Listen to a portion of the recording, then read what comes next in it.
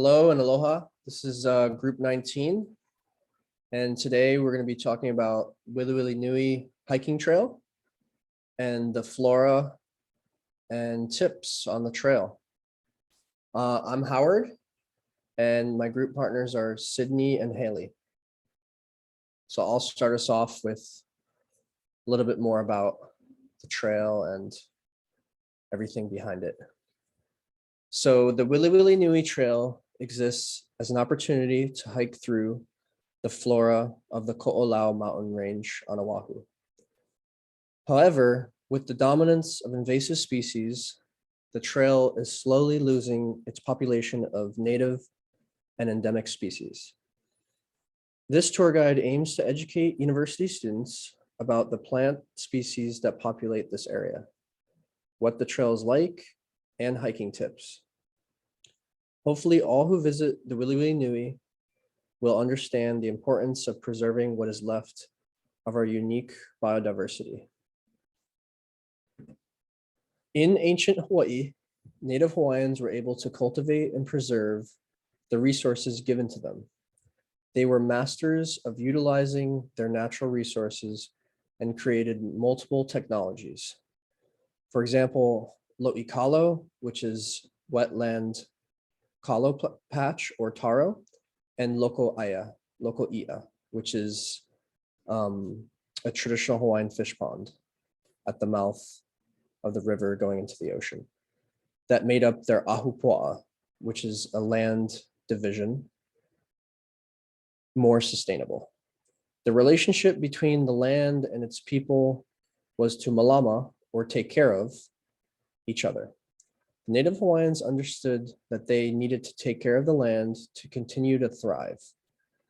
Environmental conservation is important here in Hawaii due to our geographic location and the high rates of endemism.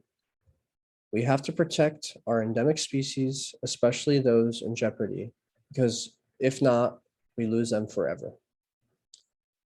There's a Native Hawaiian saying that goes, "He ali'i ka aina, he kawa ke kane," which means the land is chief and man is its servant. So now we'll hand it off to Sydney to talk about tips about the trail. Thank you. Well, hello, I am going to be starting us off with a little trail guide that we threw together about the Wiliwilinui Trail. Here at the top, you can see there's a map showing the trail, how it goes up the ridge into the mountains. It starts here in a gated community called Wailaiki. You tell the guard there that you're there to hike Wiliwilinui, and he'll give you a parking pass so you can get access to the trail. It starts out as a paved path that turns into a flattened dirt road that was created in the 1940s by the US Army as a service road. Then as you continue hiking along the ridge, you get to some stairs. There's about 10 sets of stairs. They make hiking difficult, but it's there to help combat trail erosion. Towards the end of the trail, some of the stairs have fallen away due to erosion from rain. Instead, a sturdy rope is tied to the trail to help you scale the muddy wall. Here we included a photo of Howard using the rope to climb up the wall. Once you get to the top, you get beautiful views of the windward side from Kualoa Point to Waimanalo, and of the leeward side from East Honolulu and parts of Waikiki. The next, we included some responsible hiking tips, just to remember to always be responsible. Here, we go over what you should bring on your trail. I included a photo of what I brought, where I had a rain jacket, sunglasses, a hat, and sunscreen for some sun protection, a liter of water, some snacks, a plastic baggie in case it started raining because my phone isn't waterproof, and some first aid materials. And now Haley will be introducing our species that we saw along the way. Aloha everyone, we're going to begin with our invasive flora. We're going to start off with the strawberry guava, as it is the most invasive and most apparent species in the Wiliwilinui Ridge Trail. and it can be 2 to 7 meters tall, and it is native to Brazil. It was introduced in the 1800s for growing in gardens and reforestation. It is valued across the world for being packed full of micronutrients, protein, fiber, vitamin C. However, it's an invasive threat in many countries as well, such as Puerto Rico, Guam, and Samoa. In Hawaii, 90% of the forests are impacted by strawberry guava. Recent study found that 27% more water is lost in these forests. To combat the spread of strawberry guava in Hawaii, the Pacific Islands Forestry released a Brazilian scale insect in order to reduce the growth and reproduction of the strawberry guava as a form of biocontrol. On the right, you can see here. We're now going to move on to the halicoa. It looks highly resembling of the native acacia koa, as you can see on the photo in the left. It can grow up to 20 to 30 feet tall, and it's native to southeastern Mexico and Central America. Unfortunately, halicoa's resilience can be a not so great feat for native plants, where it can be very invasive and outcompete other native species. There's no control solution yet. As we move on, we're going to go into the Christmas sparrow. It's an invasive shrub, can grow up to 10 to 43 feet tall. It's native to Brazil, Argentina, and Paraguay. 1911, it was introduced to Hawaii, and it can form in dense thickets that crowds out other species of the habitat. Now moving on to the pampas grass. It's also an ornamental plant, and it's native to temperate areas of South America.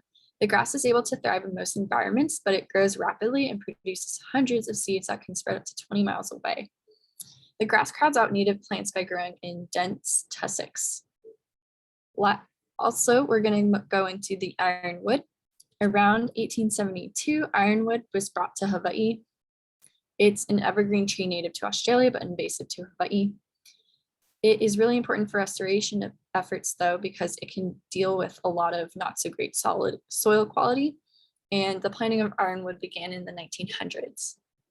Lastly, we're going to move into the Coster's curse. It's a shrubby plant native in places including Mexico, Central America, South America, and it's very invasive because it creates thickets and can take up spaces that native Hawaiian plants can grow in. And it can also be a skin agitator as it has prickly pears, so caution to this when you are hiking on this trail. That's it for the invasive species. We're going to move into the endemic flora. We're going to start off by going into the importance of recognizing, respecting, and protecting these species, whether or not they are endangered. We're going to start off with Ohia lehua, which is a very important endemic species to the Hawaiian Islands. It's not found on Niihau or Kaho'olawe, but is the most abundant tree found on the other islands. However, it is currently going through a rapid ohia death right now, and everyone is trying to figure out how we can combat this better because it is super, super important to our healthy ecosystem and culture in Hawaii. We're going to go into koa now, which is also known as acacia koa. It means warrior or brave. Koa has evolved through time with more than 50 endemic insects evolving alongside it. It works well with mycorrhizal fungi, and it can be a good plant to grow with understory plants. It is nitrogen fixing, which is great to fertilize plants. And sadly, though, there are only 10% of koa forests located in Hawaii left.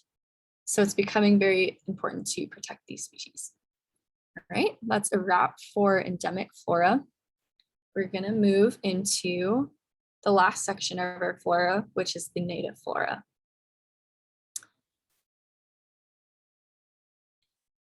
All right, so in native Hawaii, 90% of these species are endemic out of 1,400 vascular plants.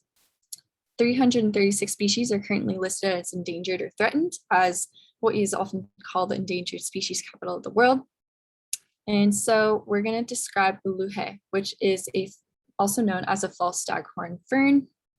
It's native to the Hawaiian Islands, but can also be found all over the world in the tropics, such as the Polynesian Islands and New Zealand. It's easily identifiable, and it grows in dense mats. It contributes greatly to the ecosystem it is present in, and it has a lot of purposes. Commonly, it's used to treat fever, asthma, and even as a form of birth control. That is a wrap for all of our descriptions of the invasives, endemic species, and the natives. And then I hope you guys all enjoyed our presentation. You can check out our references page. So thank you, and I hope you guys enjoyed. Thank you.